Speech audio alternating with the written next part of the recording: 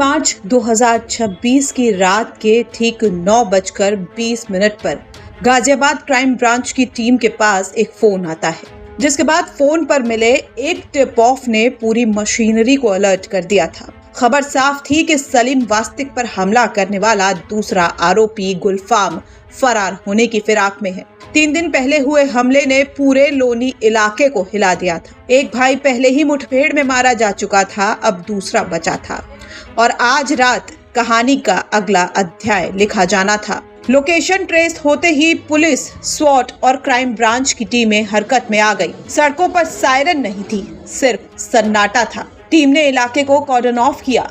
अंधेरे के बीच बाइक की हल्की आवाज सुनाई दी।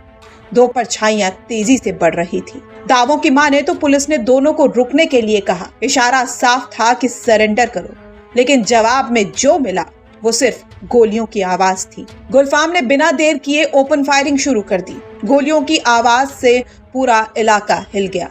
पुलिस ने कवर लिया, चेतावनी दी गई, लेकिन फायरिंग जारी रही। सेल्फ डिफेंस में जवाबी कार्रवाई हुई। कुछ ही पलों में गोलियों की दिशा बदल चुकी थी। बाइक सड़क पर गिर चुकी थी। जब धुआं हल्का पड़ा तो जमीन पर घायल गुलफाम पड़ा था और उसे तुरंत अस्पताल ले जाया गया, लेकिन वहां डॉक्टर्स ने उसे मृत घोषित कर दिया। जहां ये मुठभेड़ हुई वहां मौके से एक ऑटोमेटिक माउजर, मैगजीन और एक बाइक बरामद की गई। लेकिन अब कहानी सिर्फ एनकाउंटर की नहीं है। बड़ा सवाल है कि गुलफाम के पास इस तरह का ऑटोमेटिक हथियार आया कहां से। दावों के मुताबिक पुलिस अब इस एंगल से भी जांच कर रही है। सप्लाई चेन, कनेक्शन और संभावित नेटवर्क की परतें खंगाली जा रही हैं। वहीं डीसीपी सिटी धवल जायसवाल का बयान साफ। कमिश्नरेट की नीति अपराध और अपराधियों के प्रति 0 टॉलरेंस की है।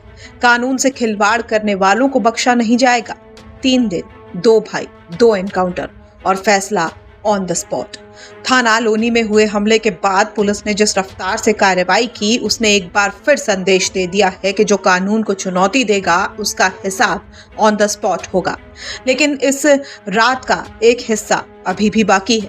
वो साया जो कैमरे में कैद हुआ और अंधेरे में गायब हो गया, यानी गुलफाम का वो दोस्त जो उसके साथ बाइक पर था। यानी कहानी खत्म नहीं हुई है। कमिश्नरेट गाजियाबाद में जैसा कि आपको विदित है कि पूर्व में सलीम वास्तिक पे हमला हुआ था, जिसमें 2 आरोपी थे, जिशान और गुलफाम। इसमें से जिशान पूर्व में ही पुलिस मुठभेड़ में मारा गया था। ये दोनों ही आरोपी 1 लाख रुपए के इनाम थे। आज जो दूसरा आरोपी था उसके संदर्भ में पुलिस को सूचना प्राप्त हुई थी कि घोड़ा क्षेत्र में आने वाला है। इसी संदर्भ में हमारी क्राइम ब्रांच की टीम और स्वाट टीम यहाँ पर पहले से मुस्तैद थी और जैसे ही सूचना मिली कि वो आ रहा है तो क्राइम ब्रांच की टीम के द्वारा उसका पीछा किया गया, जहां पर वो बाइक से भागने का प्रयास किया और गिर गया और उसने पुलिस टीम पर फायरिंग की। पुलिस टीम ने आत्मरक्षार्थ उस पर फायरिंग की, जिसमें वो घायल हुआ। पुलिस ने तत्काल उसको मौके से उठा करके हॉस्पिटल भिजवाया, जहाँ पर हॉस्पिटल में वो मृत घोषित किया गया है। और इस तरीके से ये पूरा घटनाक्रम आज ये प्रस्तुत हुआ है। सर, क्या उम्र रही इसकी और क्या घटनाक्रम? जैसा मैंने पहले बताया, ये ऊपर जो सलीम वास्तिक हमला हुआ था उसमें ये हमारा वांछित आरोपी था, जिसके ऊपर शासन की तरफ से 1 लाख रुपए का पुरस्कार भी घोषित था और उसकी तलाश के लिए हम लोग लगातार देर तक दबिश दे रहे थे। आज जो सूचना प्राप्त हुई थी, उस सूचना के क्रम में हम लोगों के द्वारा यहाँ पे कार्रवाई की गई थी। इसमें कुछ और लोगों का अपराधी भी इसमें इन्वॉल्व है? ये सारा भी विवेचना के क्रम में आगे इसकी तफ्तीश जारी है। विवेचना में जैसे ही डेवलपमेंट होगा हम लोग आपको अवगत कराएंगे। सर, 2 भाई हैं और दोनों ही क्रिमिनल प्रवक्ते हैं, दोनों का एनकाउंटर हुआ है। दोनों आरोपियों के द्वारा जघन्य घटना कारित की गई थी और उस जघन्य घटना के कारित करने के कारण उनके ऊपर इस तरह की कार्रवाई की गई। सर, क्या कुछ वजह घटना निकल सामने आ गई? जैसा कि मैंने पहले बताया, ये सारी चीजें भी अंडर इन्वेस्टिगेशन है। जैसे इन्वेस्टिगेशन का डेवलपमेंट होगा आपको अवगत कराया जाएगा। क्या सर क्रिमिनल माइंडेड थे? क्योंकि क्या आपराधिक इतिहास था इनका?